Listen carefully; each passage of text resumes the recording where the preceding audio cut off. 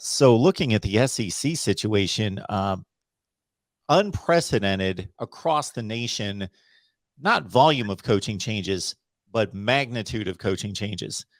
I tried to think of a coaching transition directly from the weight of a Oklahoma to USC and Notre Dame to LSU.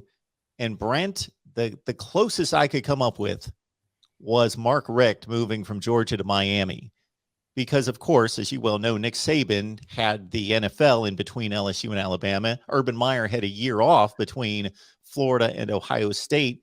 So in regards to going from blue blood to blue blood, Lincoln Riley, then the next day, it's Brian Kelly. Now, focusing on the LSU situation with Brian Kelly, it struck me as an odd marriage, just in regards to background, experience, culture, area of the country. Just, I would have never thought Brian Kelly would be a fit at Notre Dame No, or at LSU. Yeah. But we never know what might happen with a lot of this. Mark, I think, first of all, part of this is the early signing period has created a situation to where the coaching carousel has been spinning even more wildly than it normally does. As you mentioned, blue blood to blue blood, which frankly is very unusual. Brian Kelly is still a tremendous football coach. I mean, look, anybody who breaks Newt Rockne's record obviously knows what they're doing, and that's what Brian Kelly did. But after having double-digit years at Notre Dame, he wanted to make a change.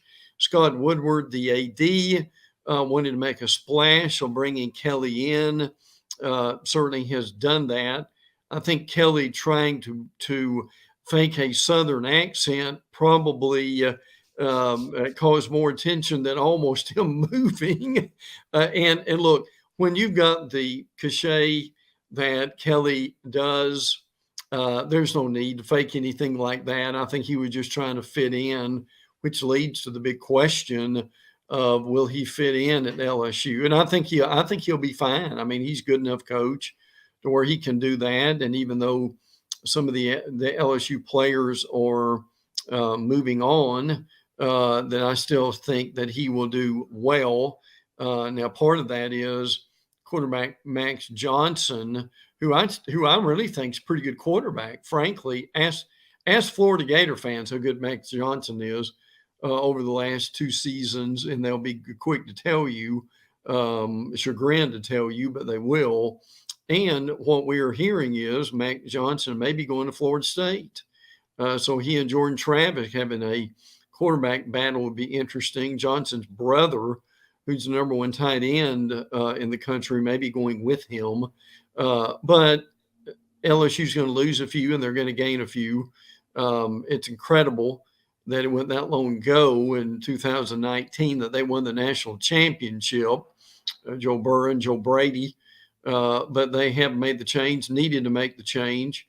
And I do think Kit Kelly will be fine. I mean, still, people need to realize that there's tremendous talent on that LSU football team, even though they've had a lot of opt-outs and a lot of injuries. Also, Mark, the LSU front seven gave Alabama all kinds of trouble, and which led to a very close game in Tuscaloosa. That's an example of what the talent's going to be.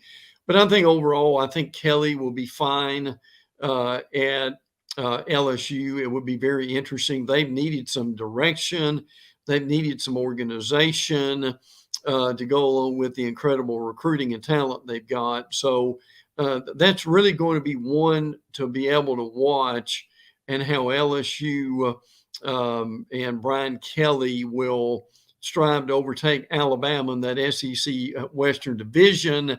And again, speaking of LSU, one of the more amazing things we've seen, and I give Billy Lucci credit for this, of TaxAgs, the numbers that LSU Scott Woodward wanting to hire Jimbo Fisher for basically $13 million a year, $3 more million than Alabama's paying Nick Saban at this point.